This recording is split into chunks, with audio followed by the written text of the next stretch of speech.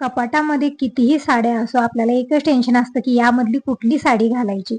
तर ही साडी घेतलेली आहे मी घालण्यासाठी आणि अगोदर मी चेहरा धुवून फ्रेश होऊन आलेली आहे आणि मेकअप करून घेतला. आता साडी घालून रेडी झालेली आहे. आता तुम्ही म्हणता ताई कुठं निघाली? तर माझ्या दिराचा आणि जाऊबाईचा 25वा लग्नाचा वाढदिवस आहे. तर रेडी होऊन मी जात आहे. गिफ्ट पण घेतलेलं आहे, पण नंतर मी घेतलं नाही, इथेच ठेवून गेले कारण मला एसटीनं जायचं होतं. तर एसटी पकडली आणि गावाकडे आलेले आहे. येईपर्यंत इथे धावपळ सगळ्यांची सुरू होती. तर पूजाच्याच लग्नाचा वाढदिवस आहे आज. तुम्ही म्हणतही होत्या अगोदरच्या व्हिडिओमध्ये की पूजा तुझ्या मदतीला येत नाहीये.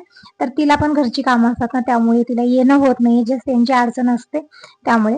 तर इथं सगळ्यांचं आवरलेलं आहे, जेवण खाणं सगळ्यांचं झालेलं आहे. आणि आता इकडे पूजाला रेडी करत आहोत, म्हणजे नवरीला रेडी करत आहे सगळेजण. बघू शकता इकडं पूजाचा छान असा सुंदर मेकअप इकडे होत आहे आणि सगळेजण आपापल्या आवरण्यामध्ये आहेत आणि इकडे डेकोरेशन पण सुरू आहे.